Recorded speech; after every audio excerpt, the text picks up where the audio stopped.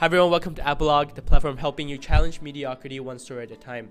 Welcome to our Professor series where we take a deeper dive into your favorite professors' lives to get to know them better, as well as to help them, have them give you some actionable advice to help you in your career decision making. So today we have Professor Fraser, who teaches entrepreneurship courses here in Sauder, and he also practices what he preaches by starting Fraser Instruments, a company that creates products that help backcountry skiers to identify avalanche risk. So he'll tell us more about that. But without further ado, thank you for being here. Thank you. Yeah. So fun to be here. yeah, and tell us about how did you get to where you are today? Oh, it's been quite the journey.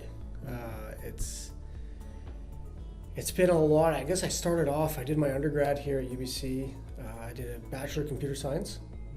I finished in about 2004, and I had a job immediately coming out of in programming. Finished the university, got my job, and I lasted there about a year. And so I was doing the common thing. I was meeting with prospective clients, I was developing UI specs, and I was doing some software development. And it lasted a year, meaning I walked into my boss's office after a year and I said, I quit. I cannot continue to be a cog in the wheel, be an employee of yours. I said, I need a little bit more control in where I'm going.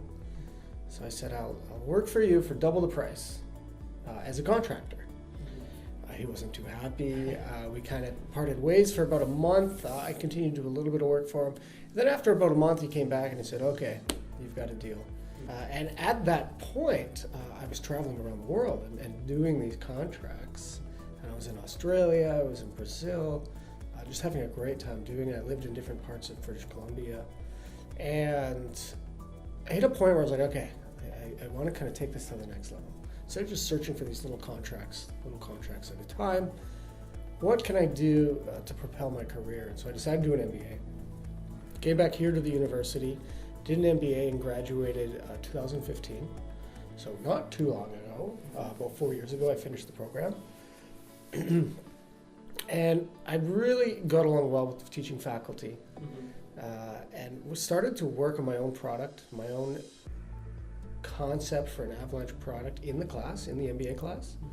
And so the day I graduated, I had been working on this concept for most of the MBA program, and I had government grants lined up to fund me to do it for the next 12, 16 months. So I did that. And meanwhile, keeping in touch with the faculty, and they asked me if I'd come in and TA some classes. And then that TAing turned into being a professor for a couple of the classes here at Sauder. And you mentioned that before you kind of delved into the entrepreneurship sort of life, you were doing a lot of contract work, and I think that sort of translated to when you became an entrepreneur in terms of getting clients. I think the skill of getting a client is something that is very valuable for people, especially in entrepreneurship or whatever it is. Is there like a framework that you follow, or are there any tips that you can provide in terms of getting a client in that process of maybe getting a contract? Yeah, absolutely. The one big thing I tell everybody is grit, is the hustle, is just getting out there and doing it. Yeah. You can sit at home and you can brainstorm about maybe how you're going to approach someone, what is your strategy going to be, how are you going to do that, how are you going to execute. And you can spend so much time doing that. Whereas the grit and the perseverance and the hustle, just actually go doing it and learning from it. You're not going to know until you talk to that potential customer about what their problems are, right, and how to structure that. And so my advice for doing it, one is first of all, have a little bit of a background research about who they are, what they're looking for, what the problems are, and then start that conversation about talking about their problems. Right, understanding where they're coming from. Right. I think one of the big fallacies is trying to jump in and saying, well, this is what I can do for you. I can solve this, this, and this. But if you don't really have an understanding of their problems, they might not care. Would you do anything differently to get to where you are today? Interesting. So when I was going through undergrad, there wasn't this concept of entrepreneurship as it stands today. What I mean by that is there wasn't a lot of support programs for entrepreneurs when I was going through my undergrad studies. Things like you see today, a lot of the student clubs that are popping up, a lot of the programs that are popping up around the universities and the teachings to facilitate entrepreneurship. So hindsight, it would have been great to have a lot of that instruction and that stuff. So if I had seen those programs, I would have recommended myself to go and join them. In your journey in entrepreneurship, there's obviously high points and low points in your life, especially in entrepreneurship. I'm pretty sure you have a ton of low points. So, would you mind sharing maybe your proudest moment to date, as well as maybe a lowest point in your life? I was always very proud because I've been going for the non-dilutive financing route for the Avalanche product, meaning I've been attracting finances which are not taking a piece of equity off my company. Right? So I'm maintaining 100% ownership, and I'm finding these government grants where they're giving me money to help develop the product. Right? And it's free money.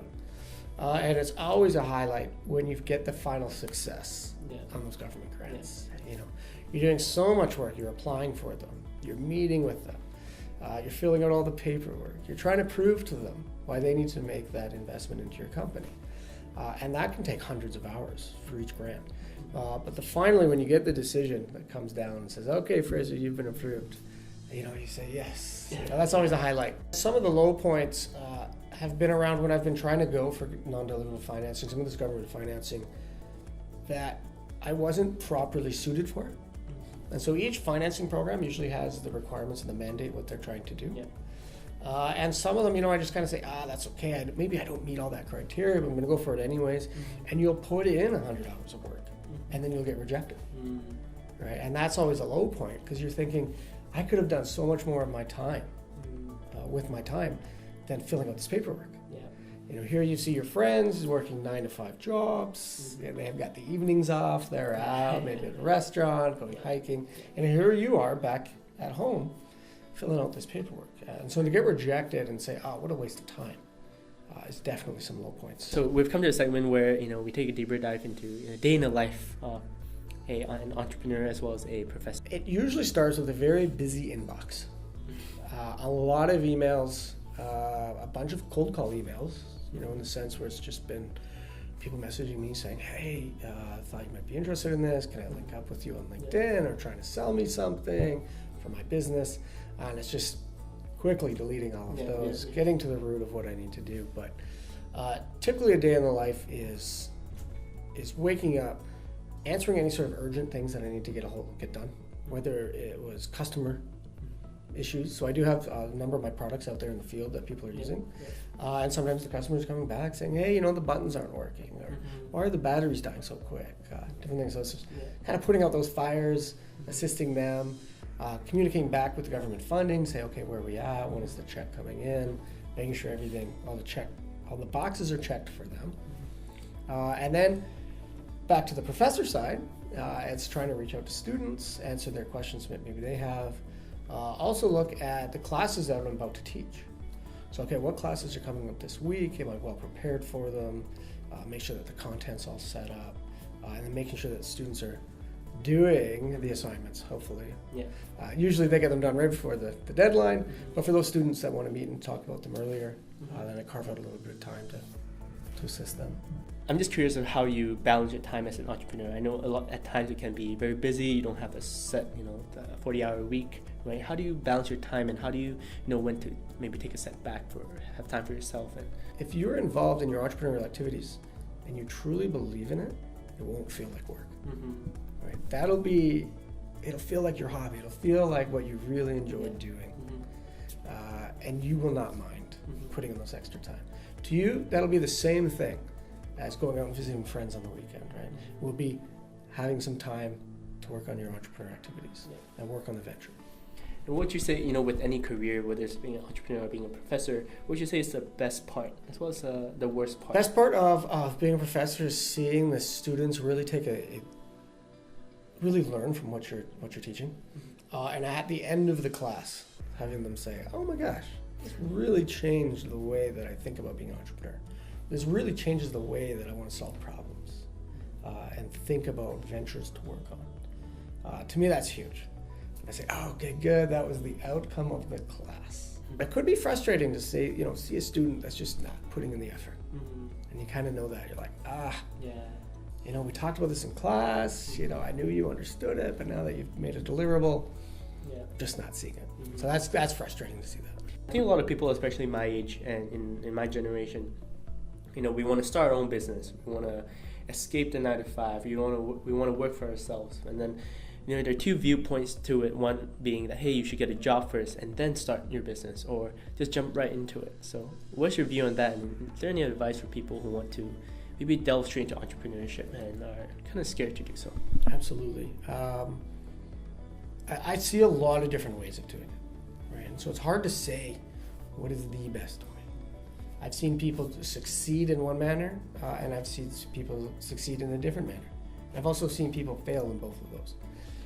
So one of the key examples is one of the classes that we teach NVD and the MBA version of it, where we help ideate and create a problem, or understand a problem and create a solution around it and prototype it. One team in particular, they went away for about 2 or 3 years.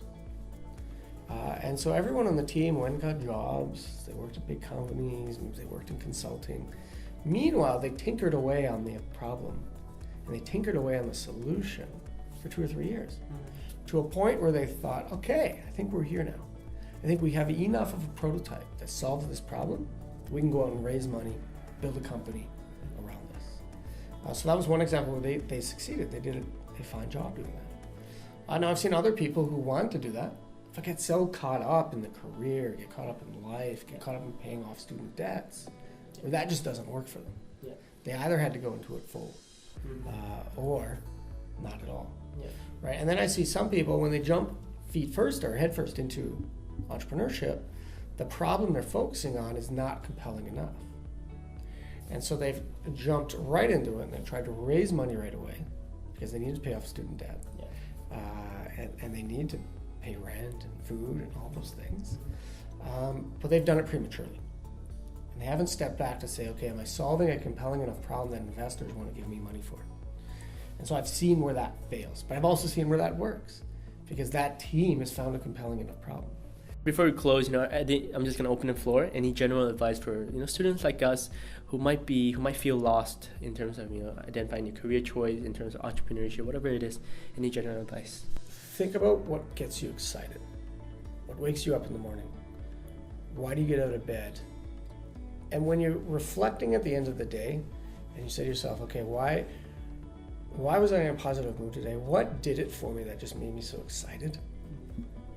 I would say highly suggest then pursuing something in that area, right? It's going to keep you going. It's going to keep you excited.